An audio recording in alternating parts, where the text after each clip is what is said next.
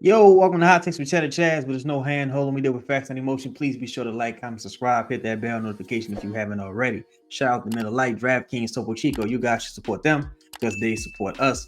By now everyone's gotten the CJ news, man. Thoughts and prayers to him, CJ. Do the gladiator. He's taking everything in stride. Pause.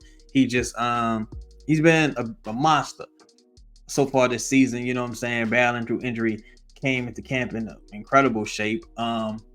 I think if this was something CJ could play through, he would. You know what I'm saying? If it was just like maybe a fractured rib or something along those lines, I think you would see CJ suit up, put on some padding and armor and go out there and play through this. But thoughts and prayers to him and his family, man. Think you're looking at maybe CJ being at minimum a month out. Anything, short of that would be a miracle, and it would also be really embarrassing for some of the guys on this team who don't play through injury. I'll say that it would be very embarrassing if CJ happens to come back in 3-4 weeks because I just take your time, CJ, bro. Take your time, man. Get healthy. Don't risk it. Hopefully, we'll be getting Trey Murphy back soon. That'll be a reinforcement, who can mimic some of the things CJ do from a shooting standpoint, and maybe he'll get to show some of his game that he had been working on this offseason. But Pelicans fall to the Hawks. To me, I don't think it was a bad loss at all. Now the injury makes it even a worse loss because you're like, damn, CJ went down. He suffered his injury in that game, so it's like, damn, in hindsight. But I didn't think it was a really bad loss. I think it kind of shined a light on a few things that some of us had been talking about this offseason going into the season, like Brandon and Zion and JV's fit in the half court. I think it's an awful fit in the half court. We talk a lot about changing our centers and things of that nature, because of JV's defense. But again, if you were to substitute JV, but let's say Jared Allen, right? I'm a big Jared Allen fan. Let's say you substituted JV for Jared Allen or Mitchell Robinson. Defensively, sure, you would improve, but offensively, you would have even more problems in the half court. You would have even less space for Zion or Brandon, whoever, to operate. Also, Jared Allen, he's not really a player that's going to give you anything offensively outside of, live threat, cleaning up on the glass, things of that nature. But you don't really have guys on this team who could throw lobs. So fuck you need a live threat for. Vertical spacing doesn't apply in this situation because you don't have the players who are capable of running the pick and roll and tossing lobs effectively. Zion's probably caught maximum 7-8 lobs since Lonzo left. So you know what I'm saying? I don't really think a live threat works in this scenario. I think JV is probably the best option in the short term, unless you want to go after a guy like Kelly or Lennox, somebody like that, a little more mobile, a little more of a 3-point threat, but you can't dump it off to Kelly or Lennox really in the post. It's everyone has their pros and cons, but I think as long as Brandon isn't a threat beyond the 3-point arc, because it has to be Brandon, because Zion is probably one of the most efficient players in the league at what he does, and that's with no space. That's going 1-on-3, 1-on-4 every night. Offensively, getting fouled every night. He's still like a super efficient player. Brandon is a really solid to good player from mid-range, but it has to be, from the 3-point arc, or Brandon and Zion would have to get to the line a lot more effectively. And I don't see that happening if you swap out JV with a defense first type center. And people talk about stretch bigs. Who the stretch big is? Like, who would you get? And you know what I'm saying? Who is he? You're not getting Brook Lopez, not getting Miles Turner, Wendell Carter Jr., you're not getting him. Who is he? Like, you know what I'm saying? Porzingis is somewhere else. Like, JV is probably your best option in the short term. So, man, with CJ being out and Trey being out, even if you had Jordan Hawkins in the lineup, I don't think teams fear Jordan Hawkins enough, especially with his percentage right now. I think they'll live with him taking a jumper. I don't think teams fear Jordan Hawkins enough for him to create enough space for that trio in the short term. I think these next 10 games are very crucial. And they need to go one of two ways. They either need to go terrible or they need to go awesome. Right? Yeah, they either need to go terrible or they need to go awesome. There shouldn't be an in-between, because you need to know what this duo is capable of. like CJ does matter, but you're putting so much faith and money into this duo. You're passing up on so many opportunities and things of that nature to keep this duo together. You need to know what these two dudes is capable of in this system. I don't care who's missing from the system. If you lose these games because of CJ being out or Trey being out, you weren't that good to begin with. You're probably not a top 5 duo in this league. If you can't go out there and go 500 over these next 10 games, you're probably not that good, barring, even more injury, stuff like that. But if these two are able to play in the next 10 games and they can at least go 5-5, it's pointless keeping this duo together because they've shown that they aren't capable. You have enough data at this point between these two, because CJ, a lot of people talk about the big three. A lot of people speak about the big three, and it's like, yeah, in theory, CJ, he's a, when people are talking about it, CJ is a part of that conversation. Yeah, but a lot of people view CJ as the guy who's the most replaceable. I disagree. I think Brandon is the person who's the most replaceable. But let's say you feel like CJ is the guy who's the most replaceable. Okay, cool. Then these next couple games, Brandon and Zion should be able to get it done, right? Because CJ was the guy who's the most replaceable anyway. So you slide Jordan Hawkins into that role. You got Matt Ryan. The sum of your parts should be able to equal what CJ can give you, and you let Brandon and Zion do their thing. Now, if they are unable to do their thing, when do you pivot? Because that's the real question here. Does David Griffin decide, look, man, I didn't went through it for this long, let me just go down with the ship? Or do you face reality and say, all right, look, this ain't gonna work. This ain't gonna work. It hasn't been working. I got the data. I know what this guy needs to succeed. I really don't know what this guy needs to succeed, but it's time for me to make a decision. Or do I sacrifice another season? You know what I'm saying? Because as it currently stands, these guys like JV and Zion don't have enough spacing as it is because of Herb and Brandon's inability to shoot threes at this juncture, right? Because a lot of people told me Brandon was a really good shooter. Brandon cannot shoot. He can't shoot. And even if it's an unwillingness to shoot, it's probably because he can't do it. That's probably the reality of it, right? He went 1 for 3 yesterday. Got fouled on 1 attempt, so he could have went 2 for 4, could have went 1 for 4. You know what I'm saying? Prior to that, I think he made 1 3 in the 3 games he's played. So let's say that's 2 on the season on about maybe 10 attempts. That's 20%. Very limited sample size. That's because he doesn't shoot enough. Brandon needs to be averaging about 7 to 8 3-point attempts a game, especially with CJ being out. Maybe Zion shoots maybe 2. You give Jordan Hawkins, you give him the bandwidth and the free reign to do what he needs to do. Matt Ryan, he ain't scared to shoot it neither. You give these guys the opportunity to put up those shots, and you let the chips fall where they may. These next 10 games are very critical.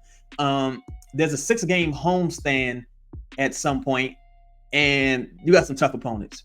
You got some real tough opponents. Truthfully, I think 1-9 is not out of the question. If these dudes go 5-5, to me, that's incredible. That is incredible. You're playing tomorrow without Jamal Murray. Oh, well, you can say, hey, CJ's out, so let's call it even. No Jamal Murray, CJ is out. We're gonna call it even because you got Jokic, Aaron Gordon, and Michael Porter Jr. So I think I would give Denver the advantage, but let's just say they missing a dude, you missing a dude, and you missing Trey. So, but let's call it even. The rest of these matchups, you got the Kings, who may or may not have De'Aaron Fox. Luka, he's a little hurt right now. He was able to finish the game tonight, I believe, but he's banged up. You got the Rockets on the road, and then you play the Kings. You got the Mavs again. There's 2 back-to-backs in November, so it'll be very interesting to see how they if they allow Zion to play, and if Brandon decides he wants to play. That's the real question with those back-to-backs. We'll see what happens with that. Man, I don't wish Willie Green luck on nobody. I don't. I do not wish Willie Green or CJ. Them 2 dudes, I don't wish they luck on nobody, because it's been incredibly difficult already for them this season. Everything we hear behind the scenes, it's so frustrating, bro. And The sad part about everything is that you already knew this stuff was going to happen. You already knew that this team was in need of a bit of a soft reset. You already knew that it was a toxic environment in some ways, just things you hear behind the scenes. And to see it play out in real time, it's like, come on, man. CJ is a professional. Why are you putting CJ through this? This man's a professional. Like, you know what I'm saying? He just want to play. He just want to play, compete, and contend. Why are you putting him through this? Willie Green hasn't had, a fair shot since he's been here with the Zion injury. Then Brandon's out. Then the roster kind of whack. Like, you know what I'm saying? It's a lot of things. It's a lot of things that have been at play. Not being able to pick his own staff initially. Now, when he finally gets the opportunity to pick his own staff, first Brandon's sitting out with this mystery injury, where it's like, all right, whatever, bro. All right, so he comes back and now he's running and jumping, he's fine. You know what I'm saying? Nothing never happened. Okay, cool. Okay, that's what's up. I'm glad you feel better. Zion's still doing the Aaron Nelson thing where he's resting. He came into camp not in incredible shape. You know what I'm saying? Maybe he's in better basketball shape where his conditioning may be better, but his the weight he has on him, the physical stuff, it's like, come on, bro. Like, that's why you aren't being allowed to play back-to-backs. Now, if he wants to play, he should force the issue and they should allow him to play. But he could have gave himself a lot more of a lot more ammunition to argue, on his behalf if he would have came into camp in incredible shape. Now, I don't know if he got all that weight on him because of some type of soft tissue. I'm not no doctor. I don't know. I don't know what the plan was. I don't know if he's trying to take a page out of the Lakers Shaq book, or you come in with all this heavy weight on you because you taking a lot of abuse in the paint. He is taking a lot of abuse in the paint. He's taking a lot of abuse in the paint. He really is. It's sad. It's frustrating, but it is what it is, bro. You're a 6'6" Shaq. You're a 6'6" Shaq, bro, and that's how they're gonna treat you. You know what I'm saying? Brandon and Herb, they got to get a lot more active. Well, I'm not gonna say Brandon. I think Brandon just has to stop giving up offensive boards. Brandon gives up a lot of offensive rebounds, bro. He gives up a lot of them. So it's more of him just paying attention and boxing out. Watching what a person is crashing from and boxing out and grabbing the board if he can. Zion has to stop gambling on those steals just because right now he's a step slow. So you gambling on those steals, you're giving your defender a direct path to the lane, and you're taking yourself out of the defensive rebound equation. Herb has to absolutely chip in on the defensive boards because right now it's like year two. It's year two where Herb has been a really poor rebounder. And when you're not an offensive threat, you have to chip in other ways. Of course, Herb's incredible, all-world defender, but he has to chip in different ways, especially. And one of the ways to do that is on the boards. Herb should easily average 9-10 rebounds. So between Herb and Zion, I think those two should have at minimum 20 rebounds collectively every game. Them two together should have total 20 or more rebounds every night, in my opinion. And Zion get away with the offensive rebounds, but his defensive rebound numbers are bad because a lot of times he's not in the play. And maybe he's getting beat defensively, or he just leaking out. He's not even going for the defensive board a lot of the time. So that philosophy has to change. Like, he has to start at least going for the defensive board. And, Zion getting the defensive board, Zion 1-on-5 after getting the defensive board is a high efficiency shot for Zion Williamson. That's another reason why you go get the defensive board. That's 1-on-5 is an advantage for Zion. That's how crazy this motherfucker is in the open court. That's crazy. Brandon's got to take and make more threes, calm down and limit the turnovers, man. And just box out better, be a little more efficient boxing out. I think JV, I feel real bad for JV because he's such a professional as well.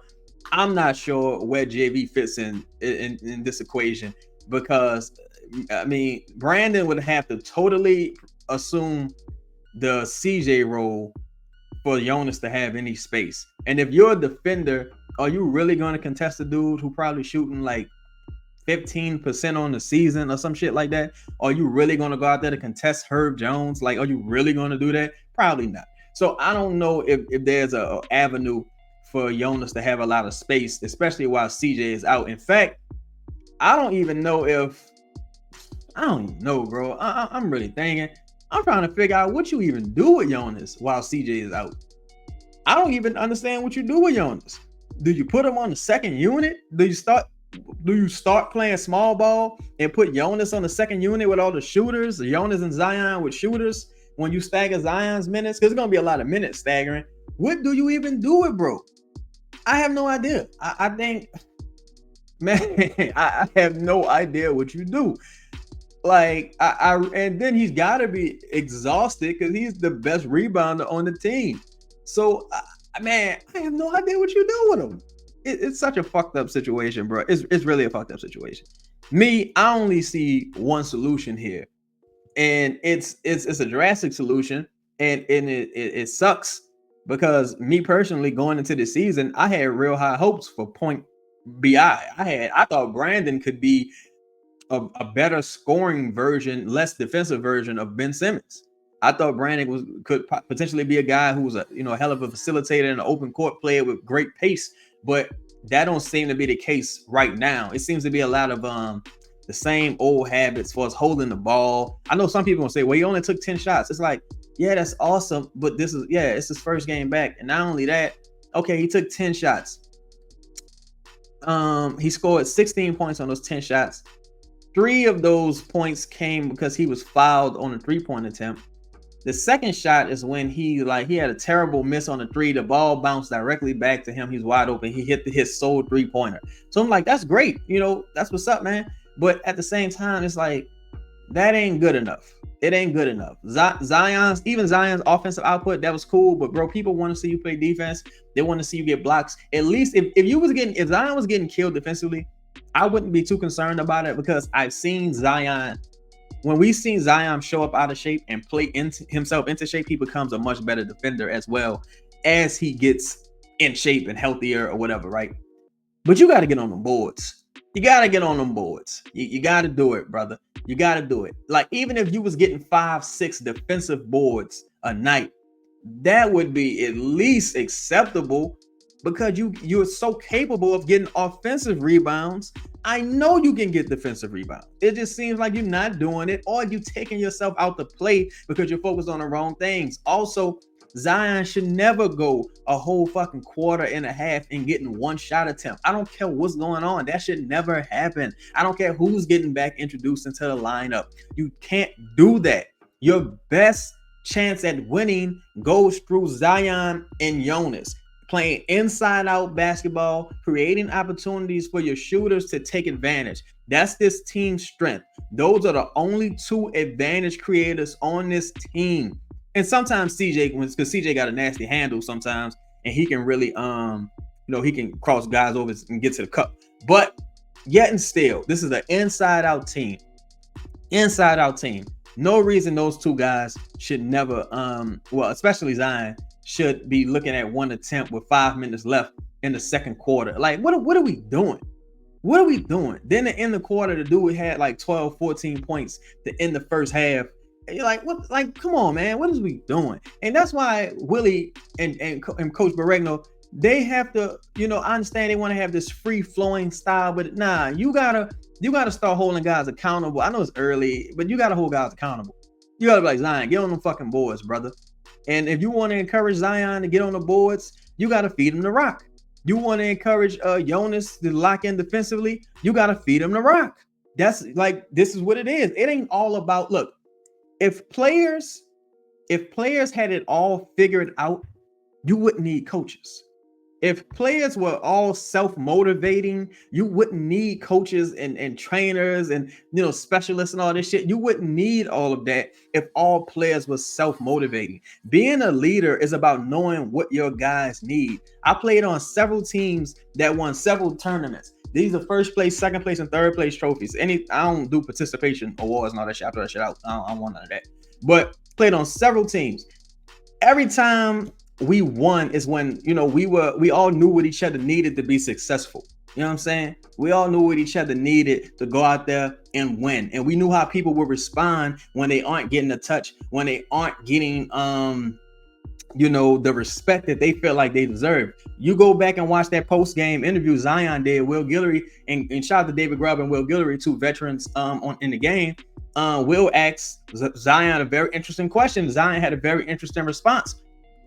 He said, yo, how do you gauge when to go hunt your own shot or when to get other guys involved? And Zion was like, yo, I don't know how to answer that question. I ain't got no answer for you.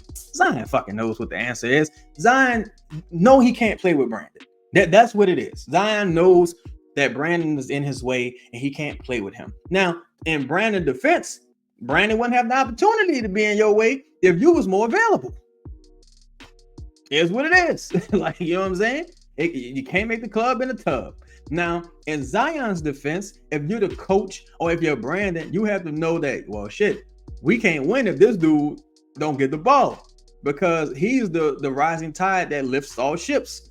He's the dude that creates the advantage that gives us opportunities to be successful. It has to be, it has to be some compromise on both ends. And Zion, to his credit, he didn't quit like he did in the preseason. What game was that? Was that the first? No, it was the second game. It was the second game where Zion just quit. He just quit. It is what it is. He quit.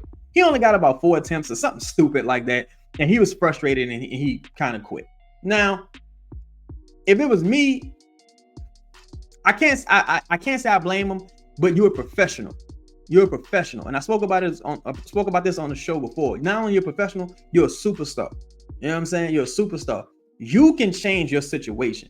You have the power to change what's happening here. You know how to go talk to these motherfuckers and say, yo, give me the ball or it's about to be a problem around here. Like, you know how to be demonstrative. You know how to challenge these guys. You know what I'm saying? You know how to handle business, bro. So, them freezing you out shouldn't be an excuse. They should be terrified of you. Like, yo, don't do that because, he gonna get mad. That's how they should be.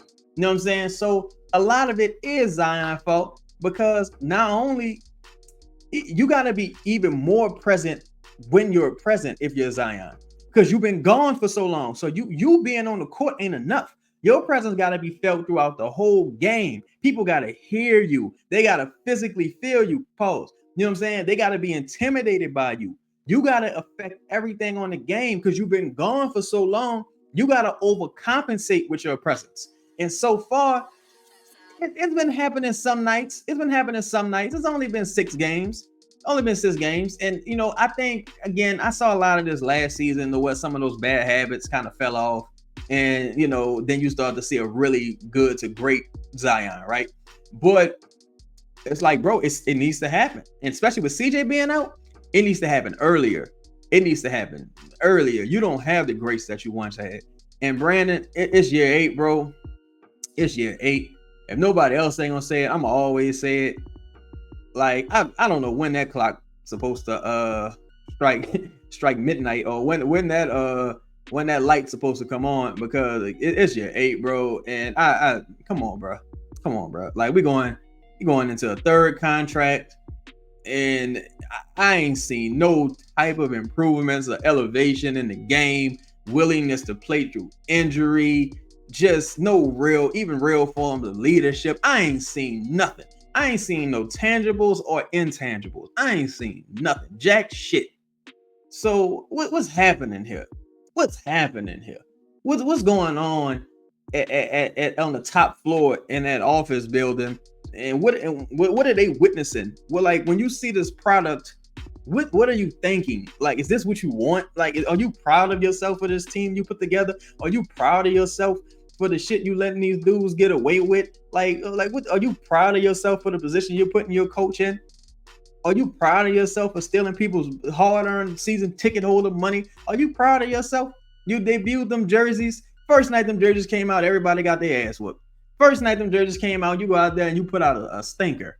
Leading by double digits, you go out there and you get stumped out and you lose the game in embarrassing fashion after we just had a big old motherfucking jamboree.